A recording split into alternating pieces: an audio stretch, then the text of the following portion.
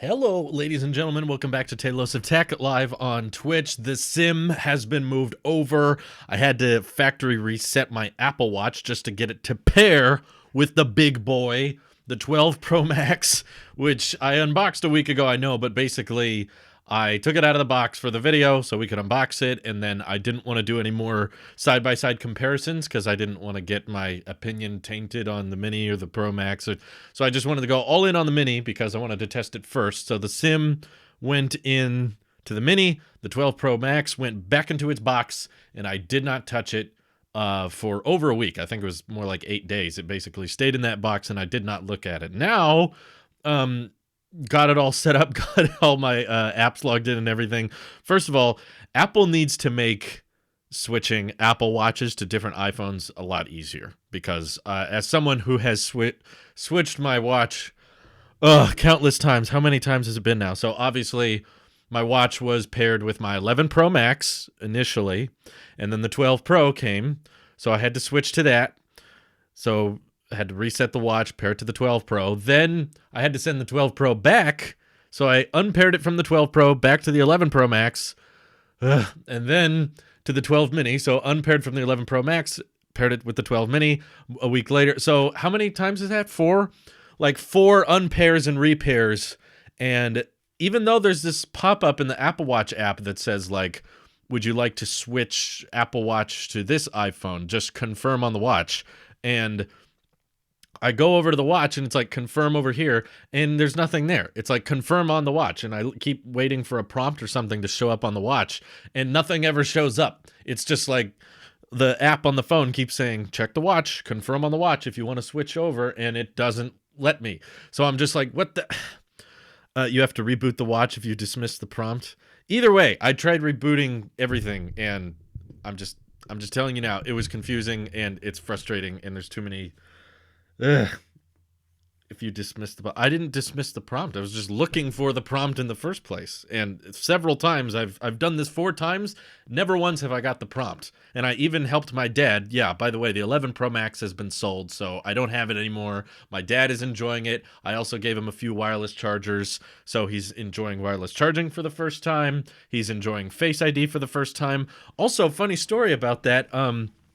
When I first gave my phone to my dad and he started using it in landscape to mess around with the camera, and he was using it, he started using it upside down, and he was like, wait, how do I go home? Because he's used to the home button on everything. And I was like, well, just remember the notch is there, and the notch stays at the top. And he was like, oh, I thought it was like the iPad, because on the iPad he said that he uses every day, he can use it in any orientation. And he thought that because the phone was all screen and everything, he could use it in every orientation. So I was like, hey, here's an example where the notch helps. It reminds my dad exactly how to hold the phone and to make sure not to use it upside down. And if we did not have the notch, he would probably be a lot more confused. A lot of people would be confused. They'd be like, why can't I use the phone like this if I want to? Maybe if they remove the notch, they'll add that in software, because the iPad Pro does let you use it in any orientation. But something that you YouTubers fail to keep in mind is the majority of us have one Apple Watch and one phone. I want to review one phone at a time. I only have one Apple Watch. I don't have a bunch of Apple Watches. I'm just saying the process of, same with my dad. My dad doesn't have multiple phones. He has one phone, and he's had the same phone for 5 years. And having to help out my dad switch his Apple Watch over to the 11 Pro Max was way more complicated than it needed to be. And he's not a YouTuber. He's just a guy switching to a new phone. And a lot of people buy new phones and aren't buying a new watch along with it. You'll buy a watch and keep it for a lot longer than the phone. So having to switch the watch over is just, I don't know. I feel like it should be simpler. You should be able to just go into settings and be like, transfer to this, like AirDrop, like just be like, unpair from this phone, pair to this phone. And it's not as easy as they make it out to be. I really want to see an iPhone tier list now.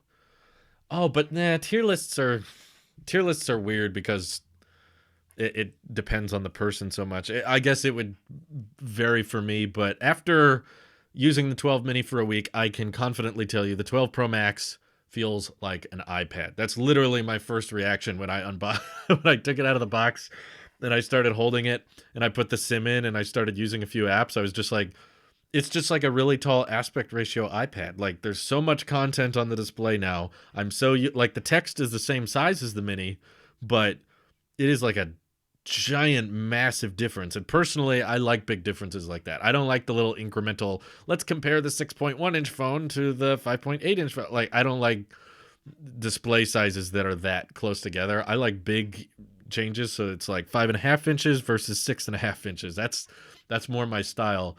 And first impressions make it feel pretty gargantuan, to be honest. It feels kind of overwhelming. I don't know what it is. I know that it's pretty similar in size to the 11 Pro Max, but for some reason that extra zero point 0.2 inches just makes it feel insanely large, to the point that there is a lot of space between all the apps, which feels kind of weird. I feel like when a display's this big, I would kind of be a fan if they let you put the apps more towards the bottom. I know there's probably jailbreaks or whatever.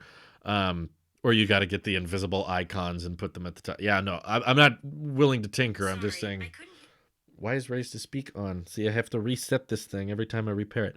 Okay. Let's see. I still have the Series 4 watch, not enough to upgrade. No, the Series 4 is great. I would not recommend. My dad was on the Series 3. He's probably due for an upgrade, but he doesn't upgrade stuff very regularly. He kind of just uses things until they die. Let's see. But imagine a 12 mini Max that was only 3.5 inches like the original. Why would you call that a Max though? Just call it just call it the Nano if you want it to be really, really small. No, Series 4 is great. Let's see. I have noticed the bigger screen versus the 11 Pro Max isn't that noticeable, but the flat sides make it feel so much bigger nonetheless. Yeah, I think Michael's onto something there. The flat edges of the Max make it feel more like a brick than the 11 Pro Max for some reason. I was so comfortable with that. I used it for what, 14 months? Yeah, because I was using it. Yeah, I was using it in November and I bought it in September, so that's 14 months. And for some reason, going with this, even though it's pretty similar in footprint, it's just enormous. And I'm now being reminded of the stainless steel and how much fingerprints it collects. You gotta say, the matte aluminum finish of the 12 mini definitely has a more consistent look to it that I prefer. But obviously the glossy back is not great either. Also, the camera module is huge. The cameras on the back pop out so much more than before, that when I was leaving my phone on the desk here, the wobble, you guys, like, you could probably feel that. You could see the camera shaking. The Max like shakes the ground as it wobbles, whereas the 12 mini wobble is like, it's very subtle. It's very light. It's all about where you want your fingerprints to be. Exactly, PJ. Thank you. Why can't we just have... Honestly, like, when it comes to cars and stuff, I'm a big fan of stainless steel. And even watches, I don't mind. Like, the look of a stainless steel silver Apple Watch looks pretty good to me. But with a phone like this, that's this size, such a brick, such an absolute unit, I'm not that...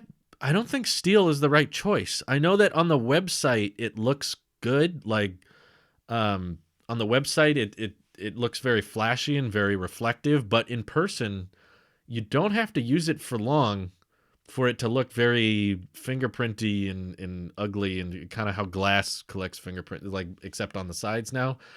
I really think that when a device is this big and this heavy, aluminum would be the better way to go. No, I'm not doing a D-brand. I did a D-brand once when I was younger, and it's kind of cool for the first week, but then it just... like, at least where I am, it gets somewhat hot, and once the D brand goes through some hot environments, it starts to peel a little bit, and the little edges of the D brand skin will collect dust and dirt. I tried it once and it was fine for a while, but it didn't age well, and eventually I just end up taking it off, and you realize you're just paying for a sticker, and it's just But aluminum is a lighter material, and it would be a more matte finish. And if aluminum is too much like the cheap iPhone, then yeah, do what Mike is saying. Do the titanium edges that are brushed, so they have a bit of a gradient to it. They have a bit of a pattern in little grooves, kind of like the titanium Apple Watch. But if they just did titanium, it would probably be a bit more durable and lighter. I think titanium is lighter than the steel that Apple uses. And they always call it surgical grade steel. What the heck does that mean? Can I perform surgery with the 12 Pro Max? And yeah, the iPhone 4, I think, had steel edges, but they were matte, which, yeah, I know. Like, you could just polish it a different way and probably get steel in a matte configuration. But my point is, steel is heavy. And when you're making a big phone like this, that adds a lot to the weight. So why not just pick, if you're going to go with a matte finish, just pick a different metal material that's either more durable or cheaper or lighter. Let's see. It's just a classification for the purity of it. I know it's just a weird comparison to make. Surgical grade. I want to perform surgery with the LiDAR scanner. Thank you for the 100 bits, Chris Norton. Appreciate it. I think I would go for 12 mini. Yeah, right now I haven't used this very long. Again, I put my SIM in it just a few hours ago, and I've been working and stuff, so I haven't actually had that much screen on time with it. But right now, I have to say I'm kind of leaning towards the mini. It just feels kind of overkill. It feels kind of huge, and the camera's cool, but I can't say it's significantly better than the 12 mini, to be honest. It's also more durable, which may help with its... What's the point of durability if it's going to look this fingerprinty all the time anyway? Let's see. What is your opinion on the best iPhone case? The best case is no case. I don't know. I don't use cases, so I really don't have many opinions on them. I know Razer made some good ones, and I haven't tried the Phone Rebel case. I've seen some people say they like it, but I just don't like the look of it. I don't like the whole cover the top and bottom, but leave the edge exposed. I don't know. It's just not my thing, but I can't wait to get the new MacBook Pro. My 2018 MacBook Air is getting hot just watching this. I think Apple Silicon has ruined Intel in more ways than one. Not only has it made Intel machines look bad, but it's been like, why was Apple using Intel for so long? And it just instantly makes the rest of the lineup feels dumb that you're spending all this money to get a processor that's weaker than the entry level. We're still streaming on the MacBook Air, by the way, in case you're curious. I'm actually, since the last live stream, I've now set up my MacBook Air with, maybe I should just take a picture and show you guys on this massive display. If I do an ultra-wide shot here, I think you can see it. I'm using the MacBook Air here with the BenQ 4K monitor that's 32 inches, so I can see the chat a lot better. And when I'm editing videos, I have my mouse here. So it feels more like a desktop setup, but M1 chip is handling it like a champ. No frames dropped, and powering not just the MacBook display, which I have Twitter over on the MacBook panel, and Safari and Discord, and then also I have the chat and OBS on the big monitor. M1 is amazing. So cool. I mean, the export times compared to the iMac Pro are a little less, but the fact that the last I think it's been 5 or 6 videos now have all been edited and exported off the MacBook Air and uploaded. I'm now convinced I could do my job and run the YouTube network off of the MacBook Air if I needed to. I'm not going to, because I can save more money and put it towards a more expensive, better Apple Silicon machine with better I/O. But no, the iMac Pro is not going to the dump. But it's nice to know it could. If I wanted to just go all in on the Air, I could. 200 bits from Chris Norton. Thank you. Says, good choice, wise man. I haven't officially come to a conclusion yet. I mean, it's possible that after using the 12 Pro Max for a few days, I could get used to it and start to expect displays to be this large. And maybe when I get used to it, I won't want to go back to the mini. But at least how it stands right now, I'm like, yeah, this doesn't feel worth it over the mini, but we'll see. Things can change. Let's see. Hi, I'm Nathan Jagger here from YouTube. I am going to surprise you, I think, here. I live in the UK, and after pre-ordering the 12 Pro Max from Apple, I'm only just getting it Monday. Wow. That's a long time. That was over a month ago, right? That's why. Yeah, why are the ship times so far?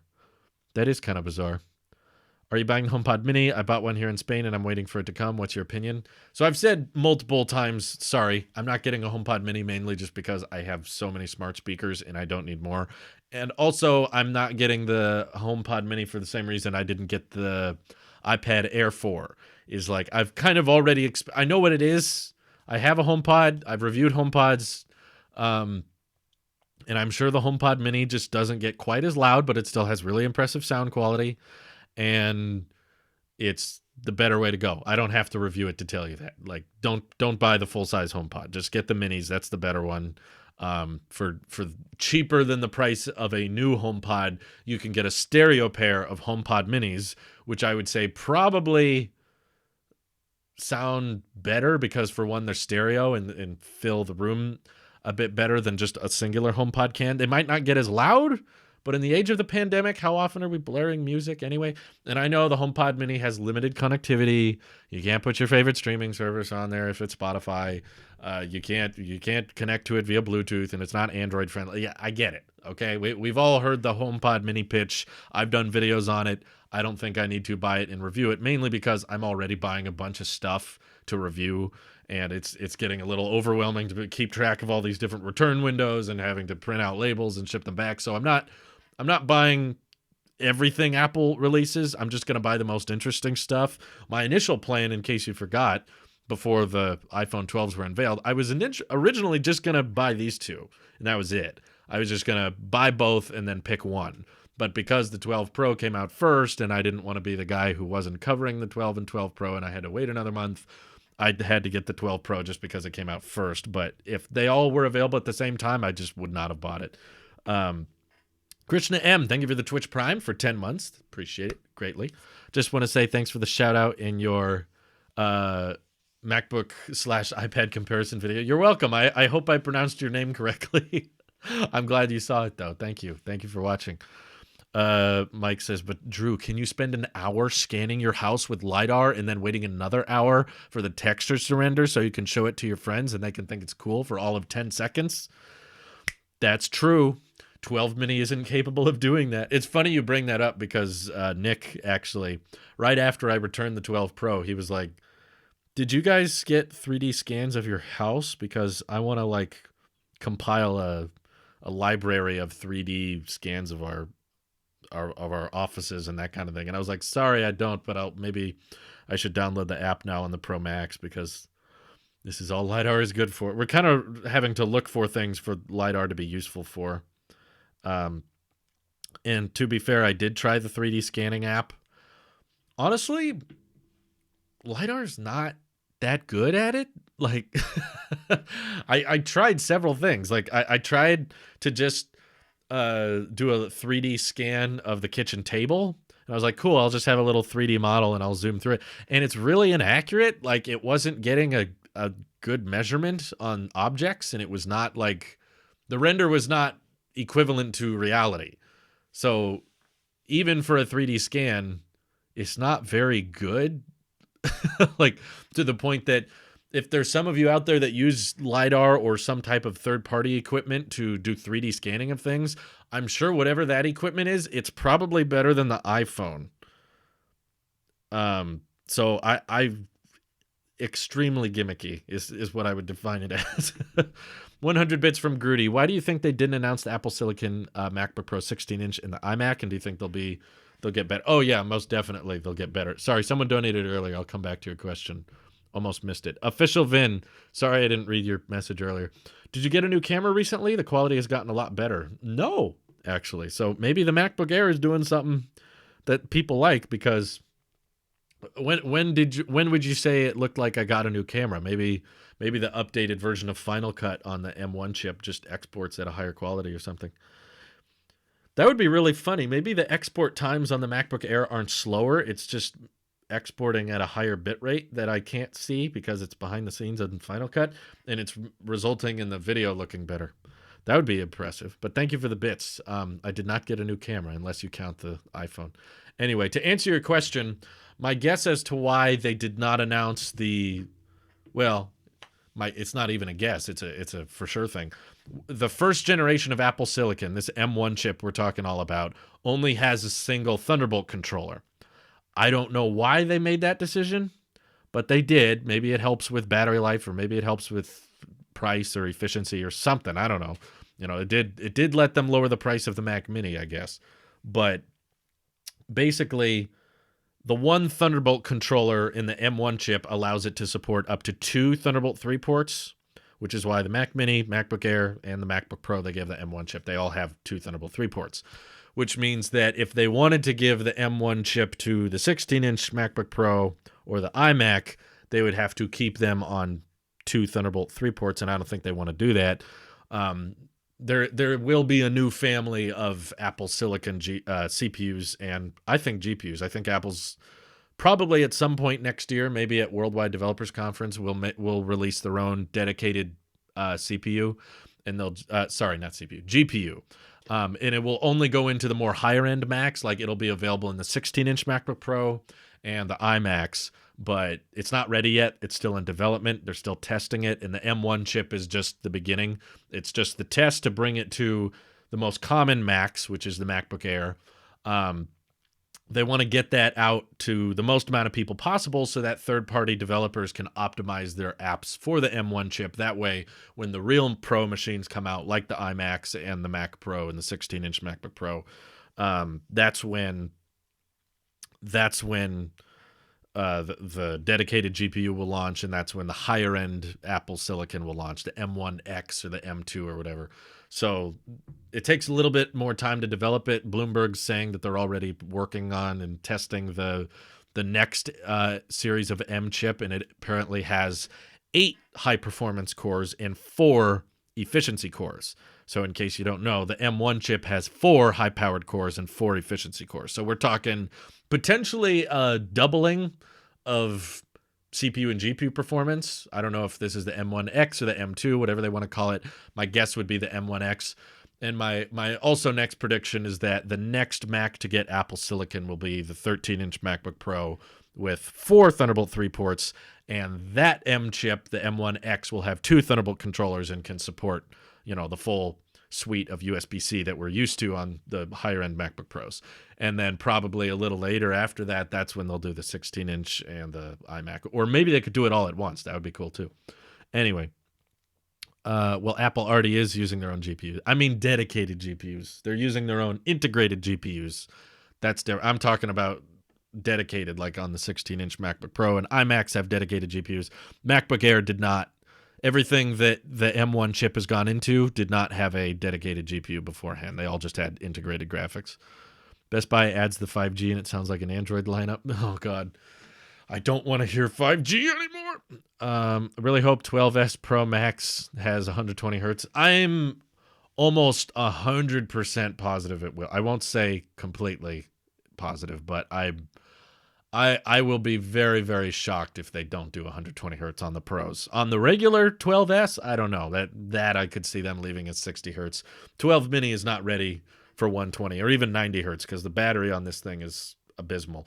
But I would not put any high refresh rate display on that thing. But the Pros, I think they really wanted 120 hertz this year. They just couldn't get the yield high enough, and the supply chains were not ready for that type of demand. So that's why they couldn't make it work in 2020. But most likely they will have the supply chains ironed out and the higher yield rates for the LTPO OLED panels. So I'd be very, very surprised if they did not get 120 hertz next year. I would say, if you had to ask me from a percentage standpoint, when will the iPhone get 120 hertz?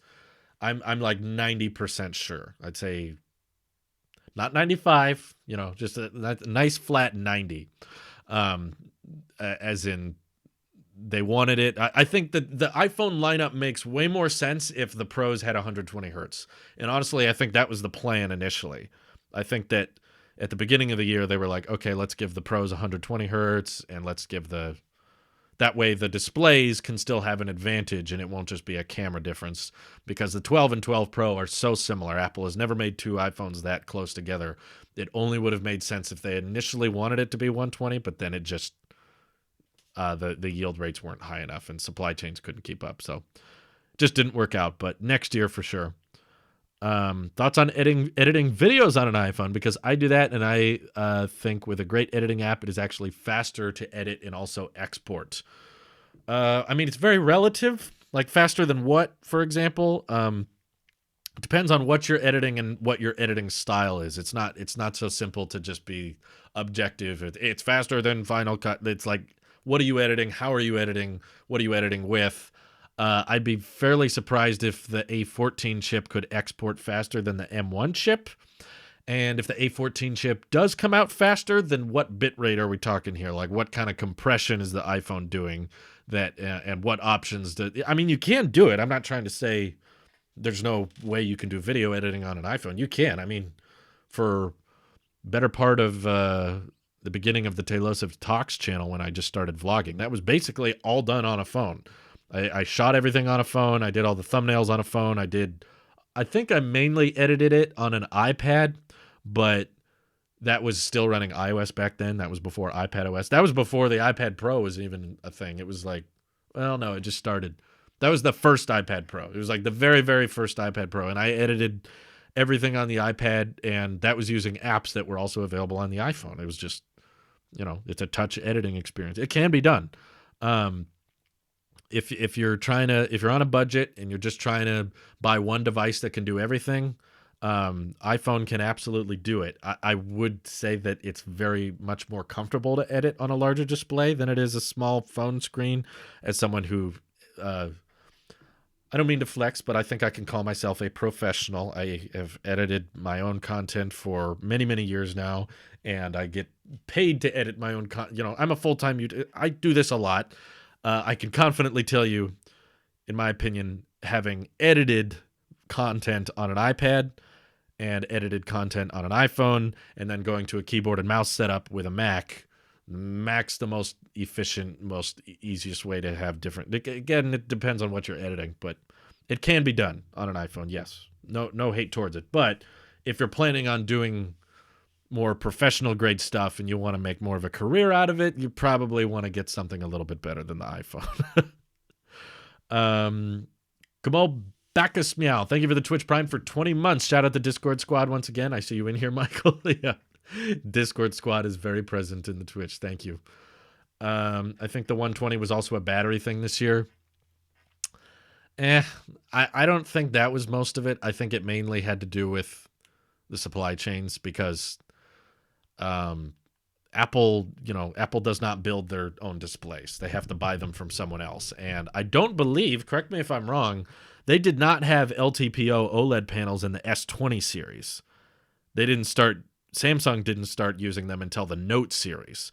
And the Note series sells in very, very low quantity. So if they can supply it for the Note, that doesn't just mean they can start supplying it for the iPhone, which sells in way higher quantities. If the debate is like, yeah, they could do 120 hertz, but have it not be LTPO, then sure, that would nuke the battery life. But, Apple, when they advertise ProMotion, the whole definition of ProMotion is that it adjusts depending on what you're using it for. I'd be fairly surprised if they just decided to drop 120 hertz with no variable refresh rate. Like, that would have been a little bizarre. And Renee Ritchie talks about it as well. Like, when older phones that don't have the LTPO OLED panels switch to 120 hertz, they lose their white point, and the color accuracy on them changes. And he claims it's noticeable. I don't think it would be that noticeable, but that's something I could see Apple saying, nope, this tech isn't ready yet. We're not going to do it until we can get it right.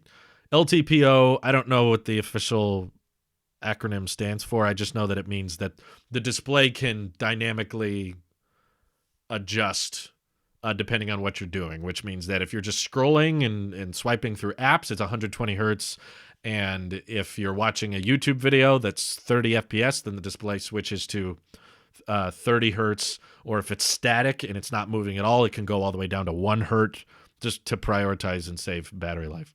So it's a very complicated term, but apparently it means low temperature polycrystalline oxide. So I don't know if that answers your question, but there it is. Krista White, thank you for the tier 1 sub. Holy cow. 27 months. Currently on a 27-month streak. Krista, I do not know if you're in the chat, but you got to cancel. That's too much subscription. That cost you Apple Arcade. You could get Apple Arcade for that price. My goodness. First phone with LTPO was the Galaxy Note 20 Ultra. Gotcha. So yeah, that's what I remembered. It's not that they're not able to mass produce those displays at a high enough yield yet. So there were some people running with the theory that the choice was between 5G in 120 hertz. And don't get me wrong, I hate 5G and I want to bash 5G as much as possible. And I think that for the vast majority, 99% of the population, 5G is a downright scam. It was developed so that carriers can say, look, you'll get faster cellular speeds and you can get gigabit cellular. And then people can go into a store and, think, oh, this phone has 5G and that will give me gigabit, so I'll buy 5G. Like that's it's basically all built on a lie. It's all built on, we can show you ideal conditions so that people think, hey, my phone doesn't have good cellular speeds, so I'm going to buy a new phone and get a new plan and that has 5G, and that will fix my problem, when it really doesn't. Because if you're in a place where cellular is not very fast, it's most likely not because 4G is limited in capacity. It's because coverage isn't good and you're not getting adequate coverage where you are, which 5G does not solve that problem. 5G still has very crappy coverage, and the only nationwide 5G has been statistically, a lot of the time, tested to be slower than 4G. And even when it is faster than 4G, it uses your battery twice as fast. So anyway, I hate 5G, but I'm sorry, that was not up for discussion. Like, it was not a matter of Apple choosing between ProMotion and 5G. That was not a debate. 5G was a given. There was no debate there. This year's iPhone, like Qualcomm talked about it way back in I think it was 2019. I remember reading about it. They were like, okay, well, Intel is giving up on the modem business. Apple's buying them out, and obviously you can't just buy out a modem business and instantly reform them into your own and start using them right away. That's just not how supply chains work. They had to have 5G on the iPhone 12. There was no debate. There was no like, well, what if we did it without 5G? Like, Qualcomm was chosen as the exclusive. They were pretty much Apple's only option. There was no other supplier that could build modems to the same scale that iPhones are sold at. So once Qualcomm was chosen, I believe they made a statement that said that they were like, our top priority is to make sure that we get a 5G iPhone out as soon as possible. So I guarantee you, Qualcomm was not like, so do you guys want a 4G version or a 5G version? No, Qualcomm was like, you guys are buying our 5G modems, no question. We're not going to even try to sell you 4G modems. Okay, it was true. I thought it was 2019. Michael is saying Apple said the 2020 iPhone would use 5G chips for Qualcomm way back in 2019. I remember that article too, back when Apple and Qualcomm, they'd been fighting for a long time, but they eventually just dropped the cases and said, okay, we're going to work together. That was when they confirmed it. JSX is saying 5G is faster than 4G LTE. Other companies, our 4G LTE is faster than our competitor 5G. Yeah, that's a joke. It's not always the case. I can confidently tell you, I've seen multiple tests from at least 4 different people across the United States that live in different locations that they have seen faster speeds when they turned off 5G. I'm not making that up, including myself. But Nick experienced the same thing. Sam experienced the same thing. And we're all using different phone carriers. Like, I'm on Mint, he's on Verizon, and I've seen people on Twitter with AT&T literally go into the settings, turn off 5G, and get faster speeds. The fact that that is even possible is ridiculous. I don't think that's the main reason I find it scammy, because you advertise it as so fast, in ideal conditions, it's 4 gigabits, you'll get such faster speeds, and you make people think, oh, okay, I want faster internet, and then they get it, and it literally performs worse and eats through their battery life. Like, that's a scam. That is literally a scam. It depends on where you are. It isn't a matter of 5G is still faster than LTE. Not the case, because I'm using Mint and that uses T-Mobile. I'm not blaming Mint here. I like Mint, but they're not responsible for their towers. They just piggyback off of the T-Mobile network. And Randy experienced very similar things as well when we were talking about 5G and testing it out when we met up. And he found that he got faster speeds when he turned it off and longer battery life. It's not good. It's not like the fact that you could turn it off, and I'm so sick of it. Anyway, Yihirasawa, thank you for the tier 1 sub for 26 months. Just lurking. Krista says she doesn't use Arcade. Well, You can watch me for free, Krista. You don't have to sub with tier 1. You can put that $5 a month into retirement or something. I don't know. I just feel like that costs money. That's a long time, Krista. 27 months. Come on. Think about that money. You could put that anywhere else. Anyway, will you ever work with Mint, since you've said that you use it and love it, and I think they would also be interested in partnering with you? They were. They offered me a sponsorship, but I didn't want to, because I don't want to be in a contract with them where I am not allowed to say certain things, which is basically what sponsorships require. If you want to do a sponsorship with someone, doesn't have to be a phone carrier, with anybody, that they present you with a contract and they say, here's what we want you to say, here's how we want you to say it, and if you break that contract, you can get in trouble. And Mint Mobile's been great for me, and I'm not getting paid to say that. I'm being genuine about it. They did not reach out to me and say, hey, you should try our service. I literally just had some family friends that were using Mint, and they said, hey, this is really cheap, and the coverage of it has not been bad for me. And we were on Verizon for so long, and Verizon was, the most expensive phone carrier in the world. They're charging me and my family hundreds of dollars a month, and I was just like, okay, this is ridiculous. What do you guys use? Mint? Okay, I'll try Mint. And then I tried it, and after using it for a little while, I was like, hey, this is actually working really well. Then I made a video about it. And then after I posted the video, they reached out to me, and they were like, you want to do a partnership deal where we'll sponsor your channel? I was like, I don't do those. Thank you, though. Appreciate it. And then, excuse me. And then they said, well, we're very grateful for the video you made. We'd love to send you a few phones and a care package as a thank you. And I made sure when they offered to send me that stuff.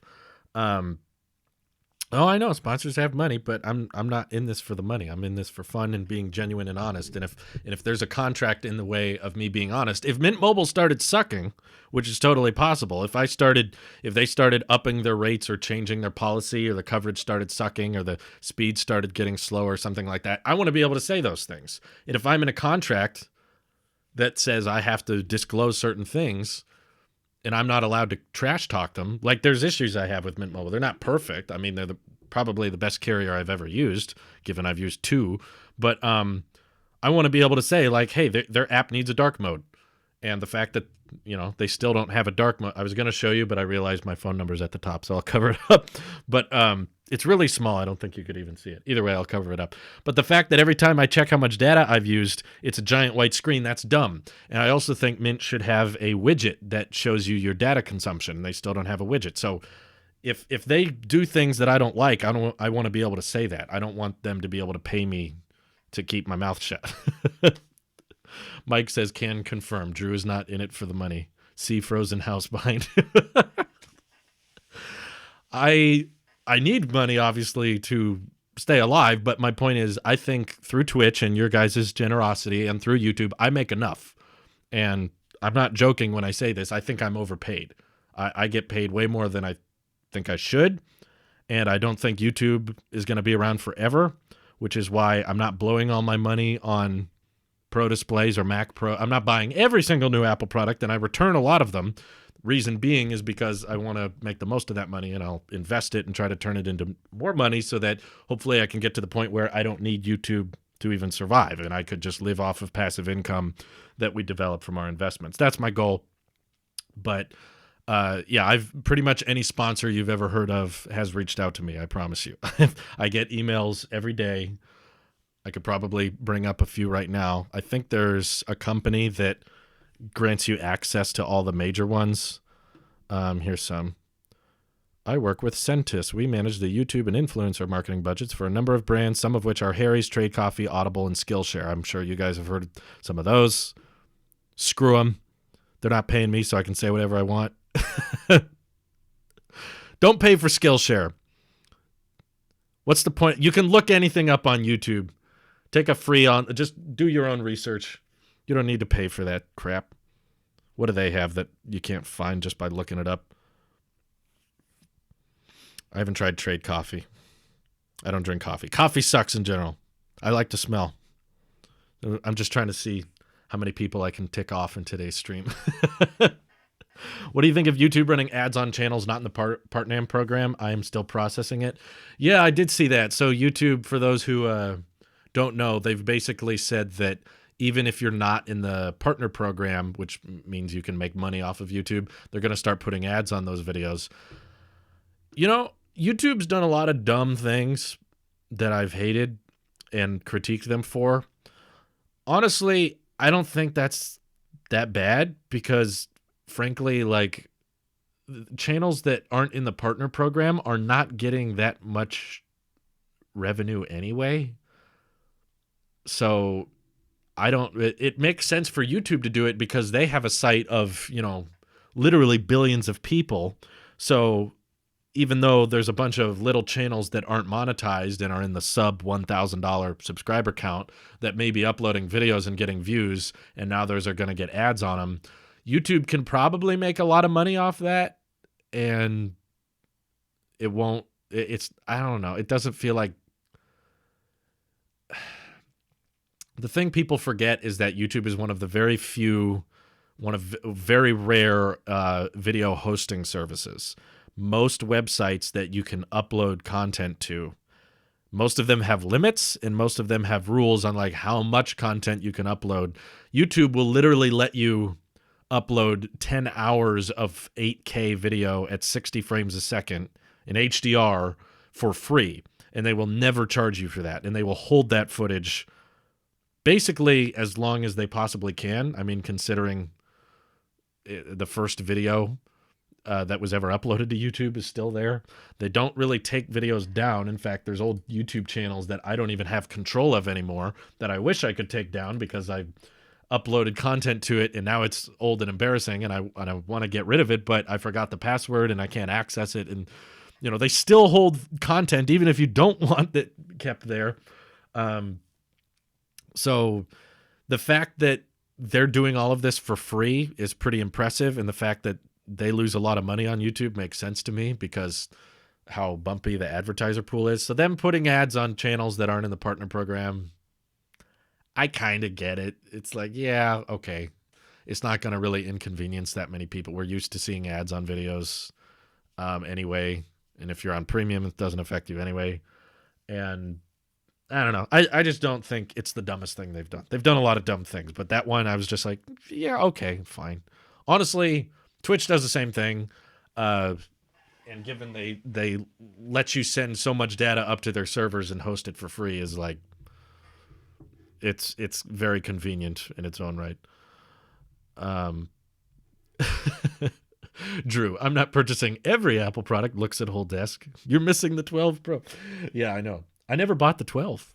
To be fair, that's one iPhone I didn't get. I do pay for premium. I love it. I'm starting my own internet content on MySpace. Then since YouTube and Twitch are having a blast with copyright, come follow me, people. That's true. If you post stuff on MySpace, I doubt you'll have any copyright strike issues. Mainly because no one's ever going to look or care. Ads are great. Makes everything free unless you want to pay. They're a necessary evil. I wouldn't say ads are great because I kind of hate ads, but we need them. We kind of need ads to survive. Otherwise, everything would cost money, which wouldn't be sustainable for displaying content for tons and tons of people. And people forget that YouTube is not extremely profitable. Google loses a ton of money on YouTube every year. So them trying to find ways of becoming profitable, I'm kind of for, because there's a lot of issues with YouTube. There's a lot of things I don't like, but as a whole, it's been good for me, and I enjoy having a place to upload content that so many people are on. And, the amount of content creators, just the sheer number of people I have met on YouTube is insane. And I have pretty much all of my career to thank because of the existence of YouTube. And I feel like we don't give it enough credit sometimes just because it makes a lot of stupid decisions. But at the end of the day, I'm very grateful it exists because one day we might wake up and it's not there anymore. And that would be a big loss, I think, for a lot of us. I would miss it. So that's why I pay for YouTube Premium, because it helps the platform. And that's why I encourage people not to use ad blockers. Obviously, I can't stop you, but it's like, I don't want this to go away. I like YouTube. I want it to stay. So if ads allow that to happen, fine. Make it work. YouTube has so much free knowledge. It's amazing how much one can learn from a video. Oh, dude, it's insane. Like, I remember when I was working in yard work when I was a lot younger. I think it was probably 5 or 6 years ago. And I was a janitor at a charter school, my parents' charter school, actually. And I was in charge of just cleaning up and doing yard work at the property and weed eating and that kind of thing. So I was working on this weed eater that belonged to the school, and I wasn't very familiar with it. I normally use a different weed eater at home, weed whacker as some people may call it, but I was not used to this one. It had kind of a different line feeder to it, and I just remember I was like, I don't know how this works, but I looked at the model number and I just got my phone and plugged in the model number on YouTube, and it was like how to change out wire on this exact weed eater, and then there's 50 videos of the exact same thing. And yeah, I hear people all the time talk about fixing their bikes, fixing their cars, fixing the heaters in their house, installing this, or fixing plumbing issues as well. So much stuff I've learned just by YouTube being there for free. It's an amazing thing. And if YouTube wants to make a buck off that, I'm all for it. I'm not an anti-profit type guy. You guys know how I am about Apple. I'm like, hey, they removed the charge brick so they can make more money. Well, yes, they don't want to lose money. If a company did that, they wouldn't exist. The key with the environmental stuff is how can you make something good for the environment that also makes you money? That's really tricky to do. It's not that easy. How do you make something desirable that also can turn a profit but also help the environment? That's why Tesla is so amazing. It's because they're trying to combat all of that. Be profitable, help the environment, make something people want all at the same time. That's not easy to do. You can make something desirable and not good for the environment. That's pretty easy. You can make something that's good for the environment and desirable and not profitable, but it's not very sustainable long term. If you do that, you're going to just go bankrupt. So figuring out all those three things and making them happen is what I applaud. But so yeah, if YouTube wants to make money so they can continue to keep the site up, I'm all for it. So yeah, YouTube, make your money, but just do it in the best way possible. Try to be ethical about it. Why is everyone calling Pro Max big when Note was 6.9 inches? It's the biggest iPhone ever, and a lot of people are, they're used to iOS, so that's what they're comfortable with, and they haven't tried the Note 9. I will also say that the Note is taller. That's one difference I've noticed with the S20 series, is that they have big displays, but they're very narrow. They're like ice cream sandwich type displays, whereas 12 Pro Max is wide. Not only is it's not just a 6.7 inch, like my OnePlus 8 here is a 6.7 inch display. This is probably a good example for the point I'm trying to make here. See, I've got examples. I'm so smart. Okay, so this is a 6.7 inch display, and this is a 6.7 inch display. But when you hold them next to each other, the 12 Pro Max feels a lot bigger because of how wide it is. And also because of the flat edges. So, the top glass and the bottom glass all go straight to the edge, whereas on the OnePlus, everything's very rounded off and kind of curved edge display. The Note phone has, I think they get to lie about their display size a little bit by factoring in the curvature of the edge. So that kind of helps them say, it's a 6.9 inch. But when you have just a standard flat display and it's fairly wide, it gives a very big, heavy feeling to it, which is why the 12 Pro Max feels so gargantuan. Even though, yes, there have been phones with larger displays, technically, but diagonally changes a lot, Just like the iPhone 10 had a 5.8 inch display and the 8 Plus had a 5.5 inch display, but most people would say the 8 Plus display felt bigger because it was 16 by 9, whereas the iPhone 10 was more stretched out and taller. So width can make quite the difference. I feel like Drew needs to break out the Venn diagram and start plotting names of products in the I like how you infer we have a Venn diagram that we use a lot. We just got to break it out. Where's the Venn diagram? Let's pull this bad boy out. As an Android, should I give the iPhone another chance? If you want to. I'm not here to just tell you, yes, iPhones will make everyone happy. No, it's like, if you like your Android, keep your Android. I'm all in favor of use what you like. That's what the whole channel's about. If the iPhone has something appealing that you like about it and you want to try yourself, yeah, I can recommend it as someone who's been using it for a long time. 100 bits from Chris Norton. I think 11 Pro is worth it. Thank you, Chris. Someone gets the point I was trying to make in today's video. It's very easy to forget if someone's thinking about getting a new iPhone and their budget is around $1,000. I really genuinely think people should consider the 11 Pro. Like, if you want the biggest display possible and you want the Max and everything, that's fine. I'm not trying to say everyone should get the 11 Pro. Some people in the comments were taking it that way. They were like, Drew, I'm happy with my 12 Pro Max. I'm like, that's not what this is for. My point is, if the Max is too big for you and you want a smaller display, you want to save some money, and you don't want the 2-camera system on the iPhone 12, then the 11 Pro has a better battery life than the 12 Pro, still has the stainless steel, has a more comfortable chassis, and the telephoto lens. For a ton of people, even in 2020, even post iPhone 12 launch, even with the 5G iPhones in existence, I would still say, hey, 11 Pro is not a bad buy, especially when there's a lot of websites selling it for around $900. It's a good deal for $900. Apple doesn't sell an iPhone on their website for $900. You have to kind of configure a cheaper one. Which chassis is more comfy is subjective, though. I guess, but there's an overwhelming majority of people, agreeing that the squared off edges. I saw Marquez say it. I saw Snazzy say it. I saw Randy say it. Nick said it. I said it. So it's an opinion, but it's a fairly common one that most people can agree on, that something that is round doesn't cut into your hand as something that is sharp. It's a bit more objective. Some people I've heard say the squared off is more comfortable, but not as many. I can confidently tell you that. Would you daily drive an iPhone 5S or an iPad Pro Cellular for 1 week straight? What? 5S or iPad Pro Cellular? Probably the iPad Pro.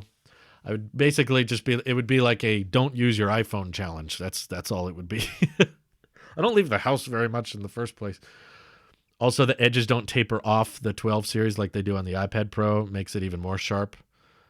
Yeah, I think you're right. I think I noticed that too. But you normally aren't holding the iPad Pro in one hand, so it makes more sense to why I think the main reason they made the iPad Pro squared off was because they wanted the Apple Pencil to be able to dock to it. That was the main motivation. With the squared off design on the iPhone, there's not really... It might help with efficiency and fitting things inside and making them thinner, but they shrunk the battery sizes this year, so I don't really see how that argument holds up. Maybe it allows for slightly thinner bezels. It looks cool. It's a more modern, simplistic look, and it's better for screen protectors. But all that just applies to the front. It doesn't mean you have to make it flat on the back. That's purely an aesthetic choice, I guess. I think it might help with water resistance, too. I heard that somewhere. They said that the glass going straight into the metal design is easier to seal for that kind of thing. Anyway, iPad Pro at least looks futuristic, unlike the MacBooks. There I agree with you very much. iPad Pro, I've had both on my desk. It's very redundant. Using the MacBook Air for the past few days, I can confidently tell you it has made me realize I don't want another laptop.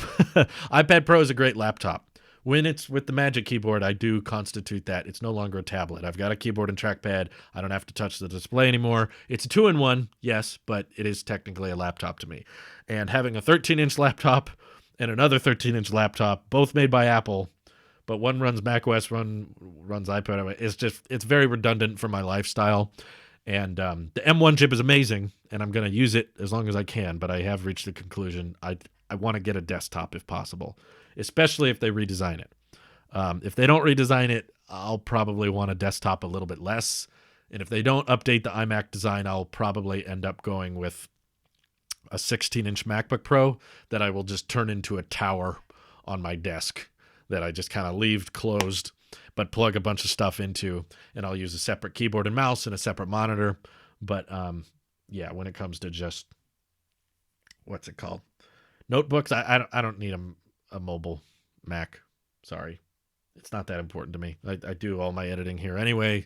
And if I want something to watch videos or manage social media, check email on, I'll just go with the iPad, because there's a lot of things the iPad Pro does better, to be fair. It's just so much more versatile. It's funny that there's a lot of people, I was just looking through emails here.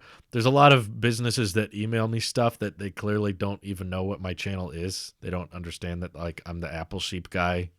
And and I prefer Apple products. And they're like, hey, I'm such and such. I'm not going to out their name, but they're asking me if I want this PC with the AMD Raven CPU. And it's not, the specs don't even look that good. It's like 8 gigs of RAM, Radeon Vega 8 graphics. Would you like to test our PC? It has an HDMI port. And it's like, you know what my channel is, right? You know what I'm doing here. Like this is basically, since I announced I'm taking a break from reviewing Android phones, Talos of Tech has almost been a complete Apple channel. Isn't that a mobile chip? I don't even know. I think it might be one of those little PC sticks or something. I can't even tell. They don't include a picture. Or then there's these tripod. We want you to review our tripod for the iPhone 12. Cool. Yeah, that sounds fun. Can you try our earbuds? Oh, this one. We have a 1080p webcam. Can you promote our webcam on your channel? There's so much crap out there. My goodness. Why not get a Mac Mini then? I/O, just the I/O. I'm in no rush to replace my iMac Pro. Like the fact that the MacBook Air can keep up with my iMac Pro workflow is amazing, but there's no real need for the iMac Pro to get out. Like I'm not in a rush to get rid of it. Like if it starts aging and it's no longer able to edit content or not edit it very quickly, that would be a different discussion. It'd be like, oh crap, I got to buy something here pretty soon. But so far, iMac Pro, even though I'm not using it now, it's still great, and I'm just going to hold on to it until they redesign the iMac or give Apple Silicon to the 16-inch MacBook Pro. But it has been very, very difficult to do all of this, all the live streaming, all the video editing, and the podcasting, doing all of that with 2 USB-C ports. Ugh, my desk is a mess right now. There's so many cables and adapters everywhere, and I got to keep unplugging, unplugging, and replugging in different things. And it'd be so much easier if it was just an iMac with 4 USB-C ports. I could do so much more with that, and the monitor was integrated and everything. So there's not a rush. If I had to buy a Mac right now, I probably would get the M1 Mac Mini. That's what I would recommend to most people, probably, if you're comfortable going with a desktop. But 2 USB-C ports is kind of a downgrade. So would you be interested in the rumored smaller Mac Pro if it starts at like $3K? Yeah, I mean, originally, some people forget, I originally was interested in the Mac Pro back before they unveiled it. After they unveiled it, I lost all interest. But before they unveiled it, and it was rumored, it wasn't even rumored, Apple came forward and said, hey, we're going to redesign the Mac Pro to be more modular or whatever. I thought it was going to be cheaper than the iMac Pro because it isn't an all-in-one. It's just a tower. And I was like, okay, I'll probably get the Mac Pro next, and I can get some better performance or whatever, and I'll just use my own monitor with it.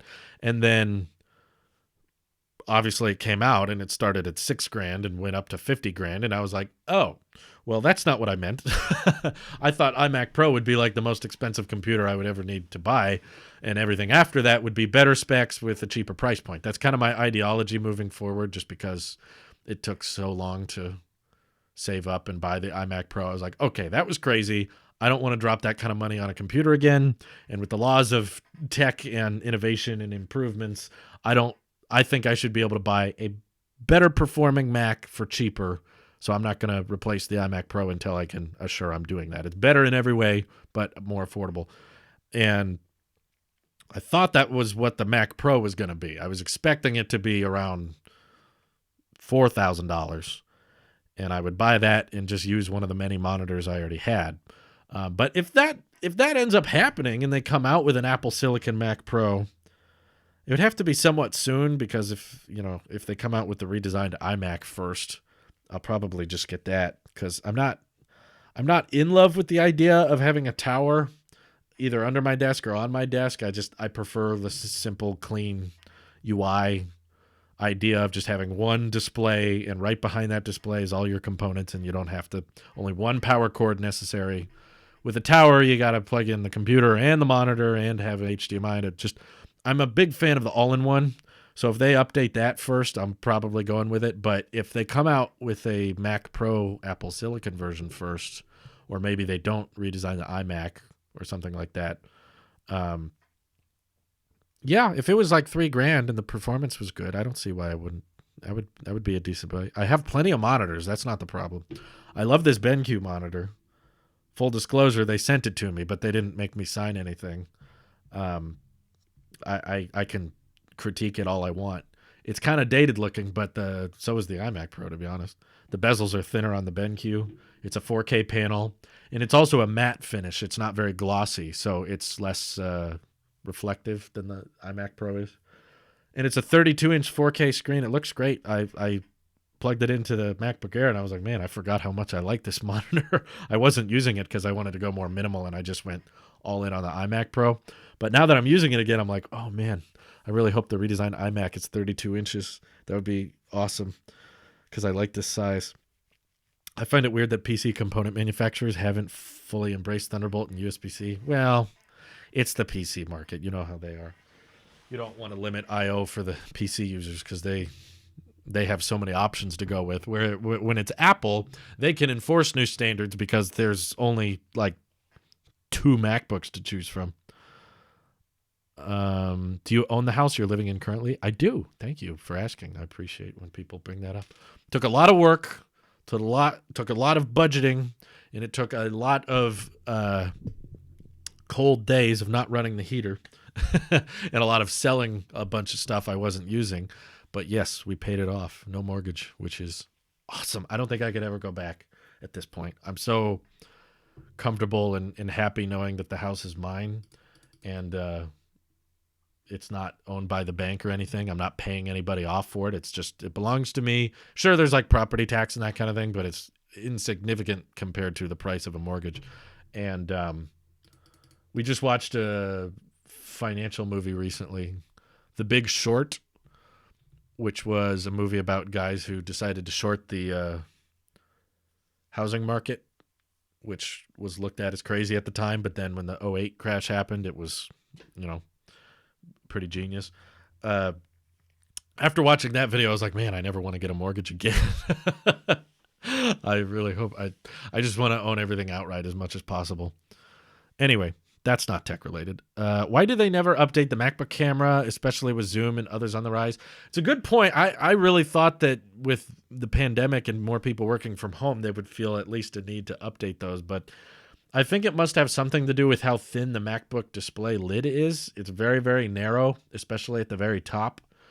And maybe that's why they can't stuff a higher quality camera in there. But I think they can make it work. I don't think there's a good excuse. I think, sure, just make the top MacBook display lid, make it a little thicker, do what you got to do because you can fit high quality cameras in the iPad Pro, and that's like 5.9 millimeters thin. And that has a whole battery and circuitry in it. This is just the camera we're talking about now. I still don't get why they haven't, but here's hoping the iMac can actually get a camera update. I mean, the iMac Pro has 1080p camera, and the regular iMac just recently got the 1080p camera, but I wanted to get Face ID. Face ID would be awesome on the Mac. Make a chunk camera, yeah, right? Come on, like beef that bad boy up. Krishna says, hey man, thanks for all videos during the pandemic time. You helped us keeping our lived better. Missing your videos on Ericsson channel too. Well, you're very welcome. Thank you. Thank you for saying that because for one, you guys are helping me. I'm very thankful that I am able to work and make a living during the pandemic and I don't have to go anywhere. I can stay at home. And thanks to you guys, that's made us fairly comfortable. I know there's a lot of people less fortunate than us that have been heavily, heavily impacted by the pandemic. And there's a lot of businesses that were severely impacted by not being able to work from home. I'm very grateful that me and my wife can work from home. And I appreciate all of you for watching and supporting because this is a dream job. I've talked about this a lot, but I really do mean it. I wake up excited to go to work, which I can't really say I ever did before YouTube. I was never excited to go to school, and I was never excited to, go clean tables at a school or go to a Mandarin Ranch and bag fruit or mow lawns. And, I was never excited for that stuff. They were just kind of jobs because I needed money. But this is like amazing. This is fantastic because I also just love meeting people. I said that to Mike. I don't know if he's still watching, but getting to meet up with Mike and meet his wife and everything. We just met in a YouTube stream. I literally just one day was like, you know what? I'm gonna do a live stream for the EV channel, and I went live. And during the live stream, Mike tuned in and was just like, "Hey, I got a Model Y if you want to film some footage." And I was like, "Cool." And then I reached out to him, and we met up, and then we started talking, and then like the whole last meetup we had, we didn't do anything really that work related. We just kind of hung out and got to know each other and got to talk about life and. Oh, okay. He says he's not here. Got it. Anyway. Same with Nick and Randy. I didn't run into Nick and Randy in high school. I met those guys on Twitter.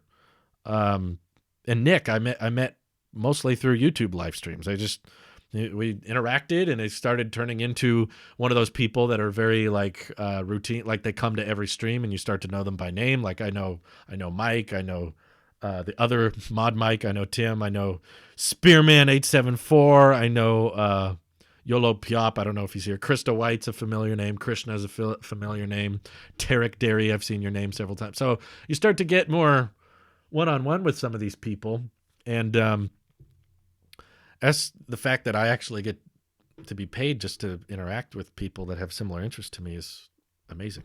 That's why I don't do sponsors. Again, I'm overpaid. Arbujka says, are you saving up for a Model 3? And if so, are you going to wait for a redesign whenever it comes out or just buy the current model? So not really. There's no timeline. There's no plans. There's no set in stone. Like this is when I want to buy a Tesla because, for one, at this stage in life, there is everything to gain by investing in stocks because when you have a lot of time on your hands, when you're young and you don't plan on selling those stocks for a long time and you're playing the long game, there's every benefit to investing when you're young. And there's really not much benefit to me buying an expensive car now, especially knowing that over the years, Teslas are going to get better. They're going to get cheaper. The range is going to improve. And the $40,000 Tesla you can buy today is probably going to kind of suck compared to the $40,000 Tesla 5 years from now, between range, features, quality control, all that. So like the longer you can wait to buy a Tesla, probably the better Tesla you're going to end up getting.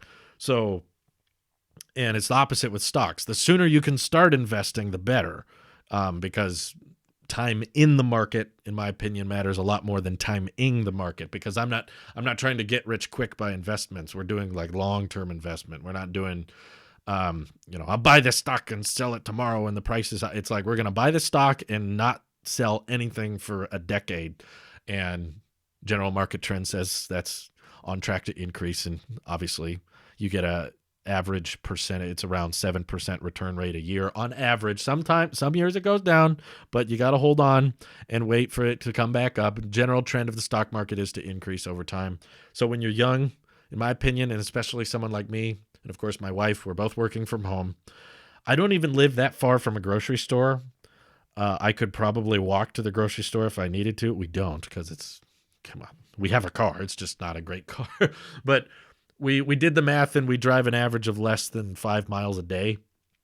So spending that kind of money on a vehicle that would get utilized so little, I would barely drive it around. The truth is, if we did buy one now, I would probably drive it around more just for fun.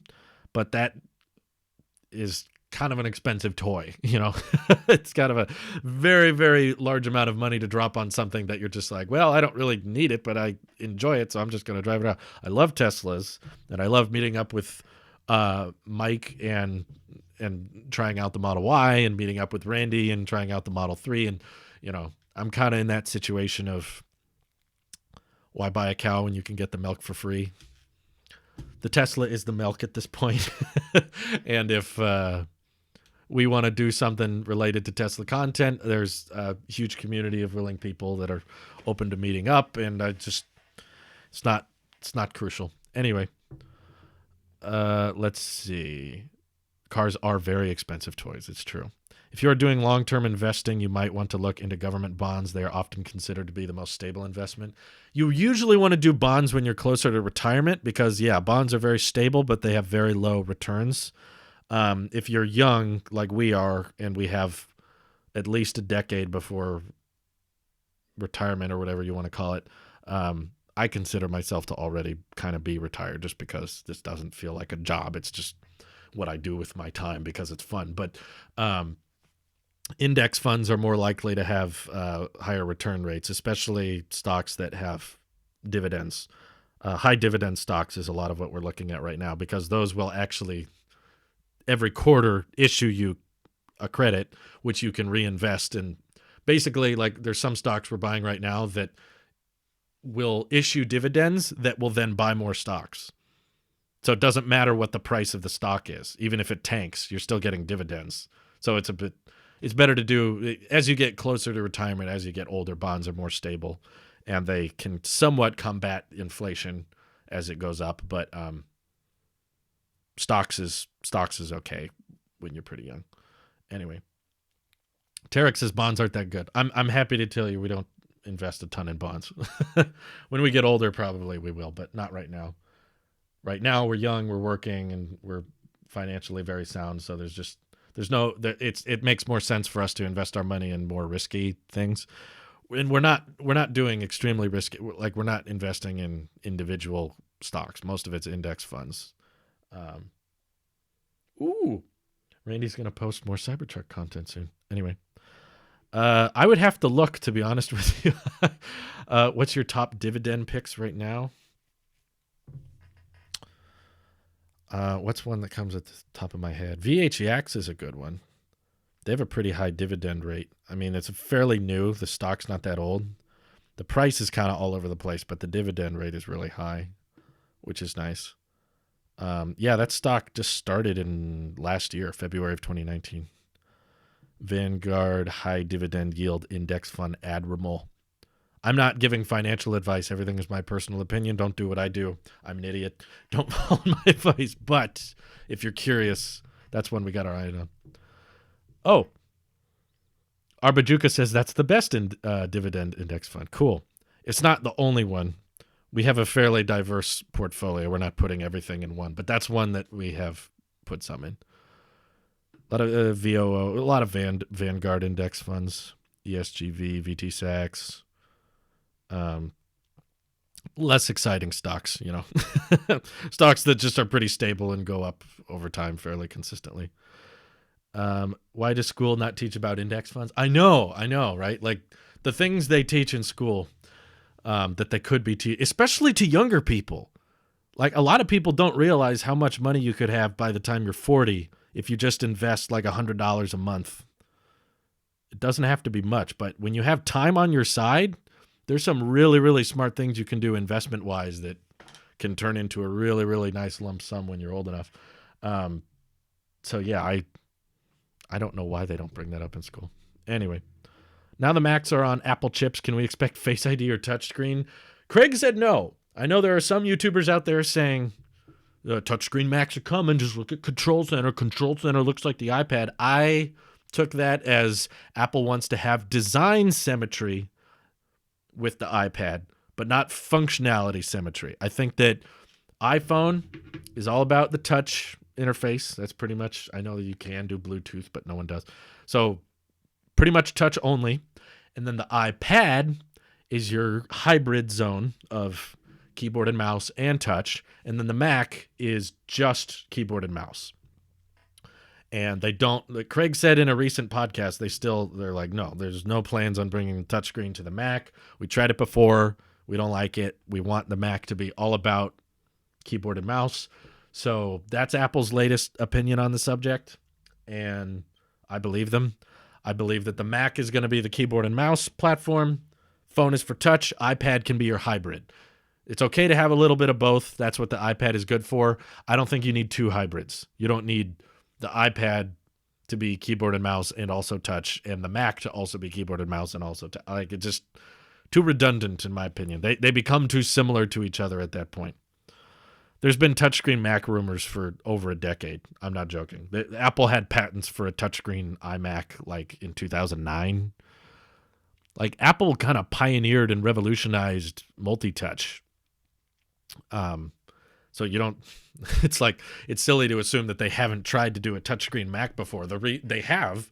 They even said that on stage, I think. I think Steve Jobs talked about it. They were like, yeah, we tried to make a few MacBooks with touchscreens, but it's not very useful. It's a good demo. It looks cool for a second when you can take it out of the box and be like, wow, I can touch it. But after a while, you just go back. It causes fatigue, and you just adds expense and complexity to the laptop that they don't want to be there. So yeah, I agree. It would be cool. I'm not saying I'm against it. I'm just saying I don't think they will.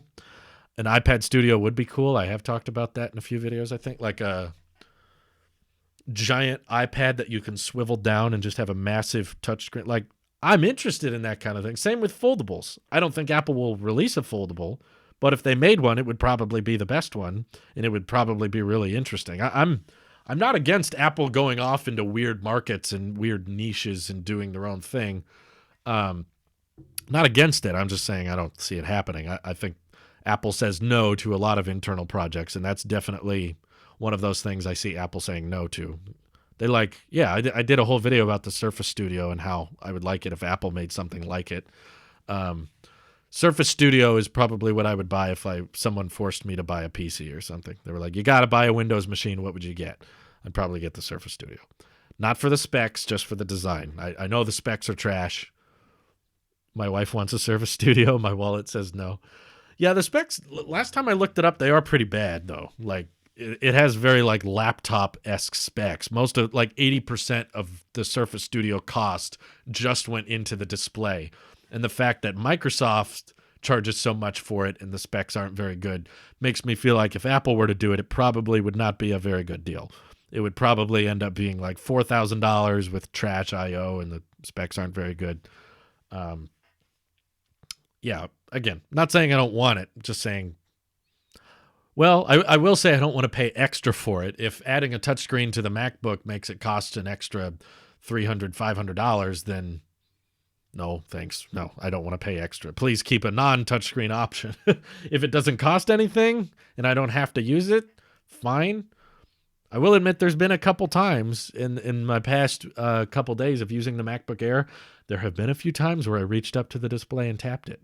Normally, I'm not that type of guy, but I've been using the iPad Pro for so long, and I'm so comfortable with keyboard, mouse, but occasionally tapping the display when I use it in the 2-in-1 mode, that there were a few times I've been using the MacBook Air, and I was just like, let me tap that. Oh, right. Can't do that. It's happened. Not saying they need to work on implementing it just because I did that, but it's you get the user interface mixed up a little bit, and I'm sure people at Apple probably have had the same thing happen. Anyway, what is the best bang for the buck iPad, including older and used models? I mean, it all comes down to what you care about. Probably, if you're just talking best bang for your buck, the cheapest one, iPad 8, A12 chip. No, the display isn't great, but holy crap, it's like $300. So yeah, it's pretty hard to beat. It still runs iPadOS. You can still run LumaFusion. No, the cameras aren't great, and no, it's not 120 hertz, but those are all kind of techie nerd stuff. Like, still has Touch ID. It's not the prettiest iPad, but if you're just going best bang for your buck, iPad 8's pretty hard to beat. And it comes with a fast charger. 20-watt brick comes with a $300 iPad. That's crazy. Yeah, that's pretty hard to beat, to be honest with you. They need to just sell the monitors separately. I know. They never did that. Oh, you mean on the Studio? I thought you meant on the iMacs. I also agree. When it comes to the Studio, it would be nice if you could just sell the display and hook it up to your own PC. Oh, you're right. That would be nice because, for one, it would be cheaper. For two, people could build their own PCs because customization is very popular in the Windows world, and then just plug into the Surface Studio. Boom. You got this giant touch display, but you can also game on it if you want to. Yeah, the aspect ratio might not be great for that, though. I don't know. You're right. Make it a standalone monitor.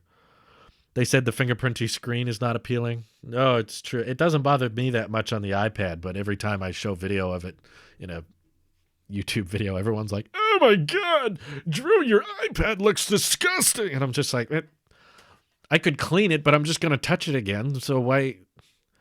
It's just going to get all fingerprinty in a few seconds. So why would it's kind of like cleaning the steel on the 12 Pro Max. It's like, yeah, I can take a cloth or take a shirt and clean it all off, but then in 2 seconds it looks terrible again. So what, like, I don't know. It's kind of pointless.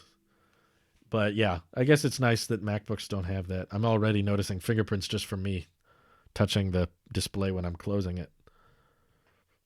It's nice, though. I will say the materials, the external materials of the MacBook feel a lot more premium than the iPad because it's all wrapped around this like silicon oily and fingerprinty mush. Magic Keyboard material is definitely not ideal. I don't know if there's a better material to use, but I don't love it. It's like, it collects so much crap. The aesthetic of the iPad Pro, like it looks so mushy and oily, and it's very hard to clean it off, and fingerprinty, and just, it's a weird silicon material for such an expensive, it's like a $350 keyboard case, and yet it ages so horribly. I'm not in love with the look on the outside, but MacBook's all aluminum. That looks all clean and very easy to clean and looks fairly premium, feels premium. And the MacBook Air is definitely lighter. So, yeah, it's not like a deal breaker for the Magic Keyboard, but it is noticeable. It's like, ooh, that kind of looks weird. I polished that Y center display before the Tailosive videos greatly. After that, all the fingerprints. Yeah, I appreciate you doing that, Mike. Thank you. Sounds like Mike is becoming more pivotal in the Tailosive universe. Thank you, Mike. When is the iPhone 12 mini review coming? Probably next week. Used it for a full week, and I've pretty much come to my conclusion on it. So I haven't decided which phone I'm switching to yet, but the 12 mini and the 12 have a lot of similarities, so it's not like I have to go too deep into it. But yeah, I think probably early next week. But Drew, people are ready to throw their 16-inch MacBook Pro for M1 MacBook Air. Just imagine. Then people will throw their iPads to buy a touchscreen MacBook. Why? But why? No, I don't know. We don't need them to throw all their iPads away. That's okay. I don't think everyone's throwing out their 16-inch MacBook Pro. The I/O is much better. The dedicated GPU kind of helps. But I know the M1 chip is amazing, but I'm just saying. Some people, the 16-inch MacBook Pro also looks a lot better, I must say. Like when I unboxed and looked at the display on that thing, I was like, whoa, the bezels are way thinner than they look on the website, and the screen is massive for being a mobile thing. And the 13-inch bezels are just so chonk and old-fashioned looking. I'm just like, this is such a dated design. It's like 2 years old now, coming up on 3 years old, and I'm kind of over it. It doesn't look that different from the 12-inch MacBook, you know? It's like that same design we've had for 5 years. It's very traditional, and it's just like, And I feel like it wouldn't even take much. If they just took the display and brought it more to the edge and the bezel was symmetrical all the way around. I know some people don't like it, but I would be okay if they got rid of the little MacBook Air text. Didn't they do that on one generation? Correct me if I'm wrong, but didn't one of the MacBooks not have the text MacBook on the bottom? You don't need that. I'm sorry.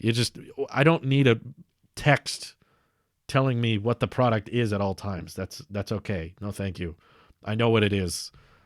I don't have a big text that says iPad on my iPad Pro. Would you want Apple to write the word iPhone on the bezel at the bottom? No. Now everyone's going to say yes just to spite me. Yes, Drew, I would love that. I love you guys. You're so predictable. Thoughts on the rumored Apple Glass, and do you see it becoming a flagship product for Apple in the future in 10 years? Basically, is AR the future? It's a big piece of it. It's not smartphone replacement. That's a big difference. But yes, I do think the Apple Glass sounds amazing, but it's always 3 years away. I remember talking about it in 2017, like, hey, it'll probably be ready by 2020, and here we are. And it's like, maybe next year. And then next year we'll be like, maybe next year. The tech isn't ready yet, but yes, I'm sure Apple's working on it. And I do think once the tech is ready, it will be huge. It'll be a big deal. It'll be the next big thing, the next big wearable, but it will still be a wearable and an accessory. It will be a great iPhone and Apple ecosystem nail. And it'll be a great addition to my collection. I just watched that yesterday. It'll be a great addition to the ecosystem, but it will not replace anything. It's probably closest to replacing the watch. the watch of all things. If the watch is mainly being used for notifications, the glasses could replace that pretty well. But even then, the glasses wouldn't replace the fitness features of the Apple Watch. And my guess is the glasses would probably cost a lot more than the Apple Watch would. So Apple Glass reminds me of nuclear fission. Yeah, it's fusion, sorry.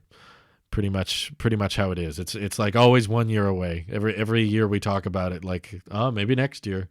And then it goes by and we're like, oh, maybe next year. So Apple Glass or Tesla Roadster first? Oof. That's a good question to end on. Okay, well, Elon said 18 months, but he also said the Roadster would come out this year, and it didn't. Roadster's like dessert. They want to prioritize the Cybertruck, but Apple Glass, they have to find the right supply chains. It could be 3 years away. You got to hold me to this, remember, because Drew is never wrong. Drew has never made a mistake in his life. Drew has a perfect track record of guessing what's going to happen. Right?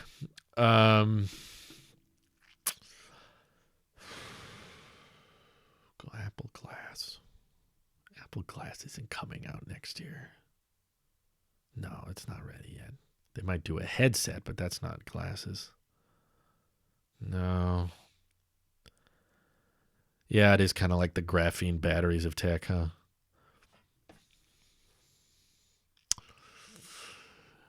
Yeah, you're right. Bloomberg and Quo did say 2023, but then the question poses itself, will the Roadster come out before 2023? That's a tough question. I am going to say Roadster just because that's what I hope happens. I think the Roadster is probably going to be amazing fun just in the YouTube space. I don't have one on order, and I don't even know anyone who has one on order, but just for the sake of the YouTube videos will be awesome. I can't wait to see Marquez talk about it and Doug talk about it and, you know, all the EV channels and all the car channels in general talk about the Roadster will be fun. But Apple Glass is something I could see myself buying, but I just feel like the tech is not ready yet. I'm going to say Roadster. Yeah, I think Roadster is going to come out probably late next year or some point in 22. I'll be fairly surprised if the Roadster's not out by 2022, like end of the year. So I guess I mean 2023. Roadsters will be in consumers' hands and driving around by January 1st, 2023. If not, I'm pretty shocked. That would be very, very late. One person in the Discord has a Roadster on order. Yeah, I don't know if I believe them, though. They said their parents ordered it or something. Yeah, it seems fake. Apple Glass will be launched after one more pandemic cycle. Oh, God. Oh, no. Anyway. Well, it's been fun. It's my weekend now, so I'm going to be offline for the next few days, but I appreciate you guys watching. Thank you for tuning in. Thank you for the bits and the Twitch Primes. It's been fun. It's been real, and it's been real fun. Hope you have an excellent weekend. I'll see you guys on Tuesday. Take care. Bye-bye.